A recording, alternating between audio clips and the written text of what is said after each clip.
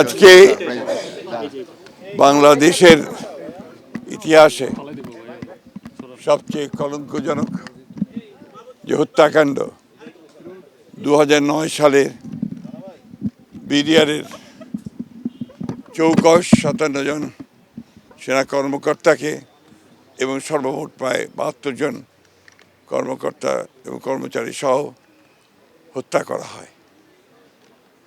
এই 2009 সালের 25শে ফেব্রুয়ারিতে এই দিনটি আমাদের জাতির জন্য অত্যন্ত লজ্জার এবং কলঙ্কজনক একটি অধ্যায় বলে আমরা মনে করি।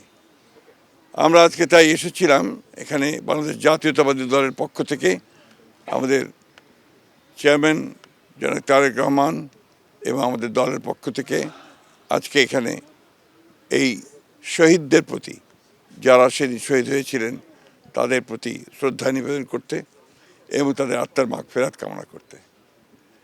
এই দিনটিকে আমরা সবচেয়ে কলঙ্কজনক এই জন্য মনে করি যে এই দিনে যে চক্রান্ত হয়েছিল, যে প্রচেষ্টা হয়েছিল যে বাংলাদেশের পুরো যে নিরাপত্তা ব্যবস্থা, সেই ব্যবস্থাকে ভেঙে দেওয়ার একটা গভীর চক্রান্ত হয়েছিল। 32 ইঞ্চি জেভিকো টিভি এখন মাত্র 15,000 টাকায়, সাথে পাচ্ছেন 3 বছরের প্যানেল ওয়ারেন্টি। চৌকস 57 জন সেনা কর্মকর্তাকে হত্যা করে বাংলাদেশ সেনাবাহিনীর যে মনোবল এবং একই সঙ্গে বাংলাদেশের যে মনোবল সেটাকে ভেঙে দেওয়ার জন্য একটা গভীর চক্রান্ত হয়েছিল।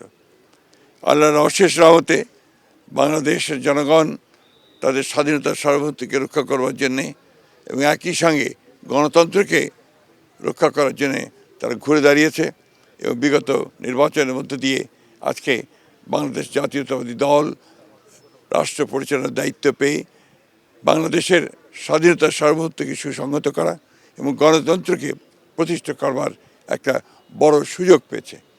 আমরা বিশ্বাস করি যে বাংলাদেশ জাতীয়তাবাদী দল অতীতের মতো একইভাবে তার যে মূল লক্ষ্য বাংলাদেশকে একটা গণতান্ত্রিক রাষ্ট্রে পরিণত করা এবং একই সঙ্গে স্বাধীনতা সার্বভৌমত্বকে পুরোপুরিভাবে সংহত করা এবং এই জঘন্য হত্যাকাণ্ডের একটা নিরপেক্ষ একটা তদন্ত করে দায়ী ব্যক্তিদের এবং শক্তিদেরকে আপনার আইনের আওতায় নিয়ে আসা এবং তাদের শাস্তিকে নিশ্চিত করা।